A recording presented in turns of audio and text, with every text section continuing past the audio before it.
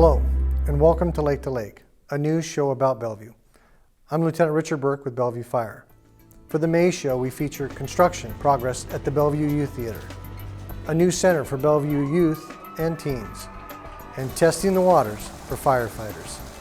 But first, let's look at some stories in the news. May is Bike Month for the Cascade Bicycle Club, including this year's Commute Challenge. In 2013, hundreds of people took part in the challenge, racking up thousands of miles, including 2 Bellevue businesses.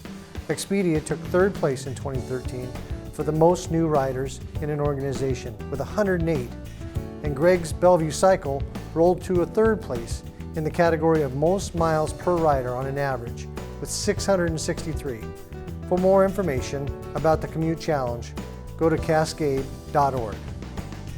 Nestled in the hillside near Crossroads Community Center, some people have called this creative new project a mini kingdom. The real name is the Bellevue Youth Theatre, and construction is now about 60% complete. The beams are set, the concrete roof is in place, and the new 12,000 square foot building is really taking shape. The space will include a black box theater, flexible seating for up to 150 patrons, and a stage that will open to the outdoors. The roof will be covered by earth and grass, so it's more energy efficient. Project completion is slated for later this year. Work continues on EastLink, the Sound Transit project that will extend light rail from Seattle through Bellevue to the Overlake Transit Center. The Bellevue City Council gets monthly updates on topics such as the city's work plan, progress on station area planning, and public outreach efforts. Recently, Sound Transit released an animated video that shows the design work for the project about 60% complete. Here's a snippet from the video. Exiting the East Main Station, light rail enters into the East Main Tunnel Portal, where light rail will travel underground until the Bellevue Transit Center station. The black dashes represent the tunnel alignment underneath Main Street and 110th Avenue.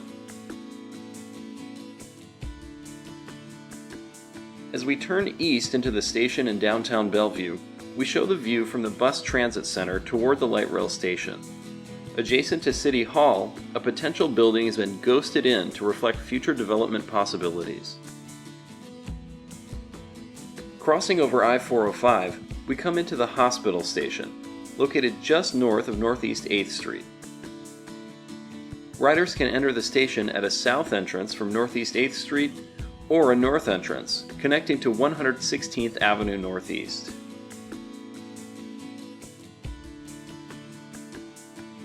After exiting the station, light rail travels along the East Side Rail Corridor before entering the Bell Red area, where the animation reflects the future Spring District development and the 120th station.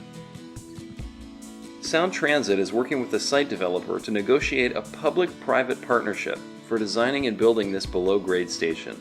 Light rail will accommodate future growth and planned transportation improvements in the Bell Red Corridor, including the city's improvements to 120th and 124th Avenues. After passing beneath 124th Avenue Northeast, light rail will be elevated.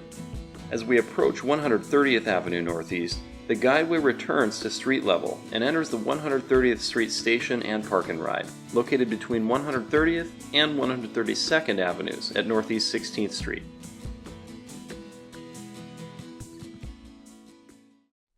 Bellevue's elected officials recently shared their take on the state of the city.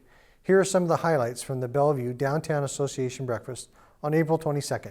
Whenever we talk to government leaders from other parts of the country, we're reminded that Bellevue is a unique place and with a tremendous economy, schools, and quality of life. We definitely owe our current enviable position to the leadership this community has enjoyed over the now over 60 years since incorporation. In that time, Bellevue's really been characterized by these tremendous spurts of change and growth. They tend to come all at once when they do. So we've had annexations that really changed the city's footprint, development cycles like we saw in the 2000s that changed the city's skyline, major demographic shifts that change who we are and how we contribute to the community, and changes in vision and leadership. And I think we're seeing some of these things right now. We feel like we're at this moment, and all signs point to us entering a time of positive growth and change as we come out of the recession. And every year the city has a research team do some analysis on what are our constituents saying about their experience with the city. And the ratings have been continuing to grow, and they're very high. 95% of the people that are surveyed say that they believe the overall quality of life in Bellevue exceeds or greatly exceeds their expectations. 85% say they're getting their money's worth for their tax dollar. And there's a number of really other interesting and very off-the-chart survey results that we have from the survey. So we take that to mean we're doing something right and that people are proud of their city, which is important. So what I heard today that was exciting, I think, was that how well the council is working together toward these visions of the future, and how high caliber the work that they're doing is. I was really encouraged to hear about the vision to do with placemaking, and the fact that as Bellevue is growing, that we're still focused on our amazing park system, that we're still focused on the cultural amenities for the community, and telling the Bellevue story. Also in April, the new Bellevue Zip Tour at South Bellevue Community Center opened to the public. Nearly 100 people zoomed through the treetops during the kickoff weekend, proving that the course is fun for people of all ages. The very first participant was 85-year-old Bellevue resident Ivory Fish. His message to those who may be afraid: "It was easy," he said. "I put up my feet and away I went. It was great." The Boys and Girls Clubs of Bellevue recently opened a new teen center at the former Lake Hills Library.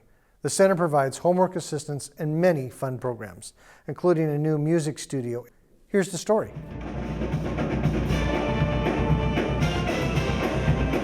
The music studio grand opening March 5th, and we had this plan kind of in place for a long time that we were just trying to figure out how to fund it.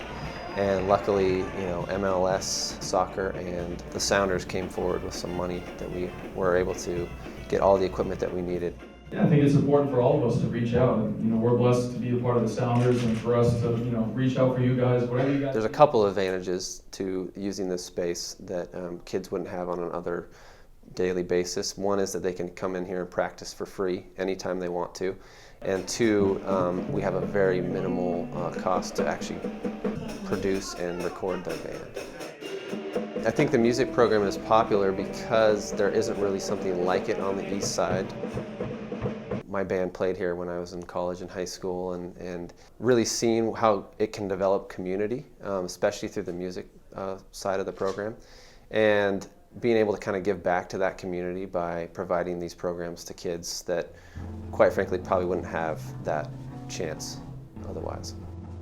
So we are on our 20th anniversary with the music program in our teen center, and that's been a partnership that we've had with the city for all those 20 years. I think the city of Bellevue really understands that there is a need for a program for teens to go to, that they know they're going to be safe, they know it's going to be a place where they can be supported in what programs that they would like to see and do, so they have a voice here, and it's a free program for them. Let's go! We're open to anybody, 6th grade through high school. Any kid that's interested in coming out to see what we're doing out here, I would love to have them come out and get a tour and see what we're all about. We're in the Lake Hills neighborhood, off of Lake Hills Boulevard. It's 15228 Lake Hills Boulevard. Go to our website, which is bgcbellevue.org, and click on programs, and then under teen programs they can find out all about what's going on at the studio and the teen center. We expect that fire hydrants will be working if they are needed to fight a fire. But how do city crews make certain there's enough water flowing? Take a look at how the utilities and the fire department work together on this critical testing. Start whenever you need to. Okay, here we go.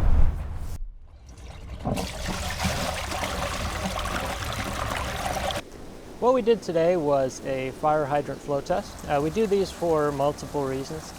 First reason is for safety, to just verify, confirm that the system is doing what we expect it to do. It's all about safety and being able to do what we need to do to give our residents assurances that we'll be able to take care of any incident that might come up.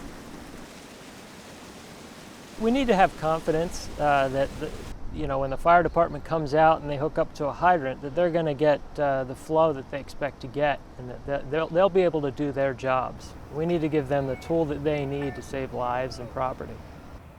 Sometimes we find our hydrants are overgrown by vegetation. This gives us an opportunity to come out in a non-emergency situation and find those fire hydrants. Although we mark them in the street, sometimes we can't see them, and this helps us come out and make sure the fire hydrants are working, make sure that we've cleared any vegetation around it, and so when the firefighters do need an emergency situation, they're not hunting for that fire hydrant or that water supply. Residents would notice during the test would be a drop in pressure if they're using water. Sometimes we send out postcards to tell them, hey, we're doing this on a particular day, the water might be a little cloudy. And the reason for that is because when we flow, we get high velocity in the pipes, and sometimes it churns up if there's any sediment or iron particles in the pipes.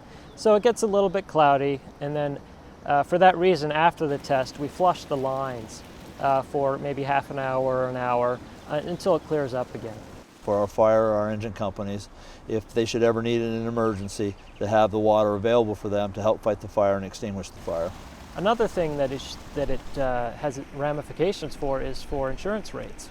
The Washington Surveying and Ratings Bureau conducts audits of our system and how frequently we do fire flow tests, and that impacts insurance rates for homeowners throughout the city. When we conduct field hydrant tests, we record a variety of different pieces of information. That includes the flow rate at the flow hydrant. It also includes the residual pressure at one or two other locations, be it a hydrant or a blow-off. And we also record information at pump stations and reservoirs and our inlet stations, the different telemetry that tells us what's going on at those facilities in terms of the pressure, the water level. And then when we get back to the office and we run our computer model, we plug all those parameters in and see how the model responds. It helps us to have a clearer understanding of what's really going on in the system. It's all about safety and being able to do what we need to do to give our residents assurances that we'll be able to take care of any incident that might come up. And now, check out these upcoming events.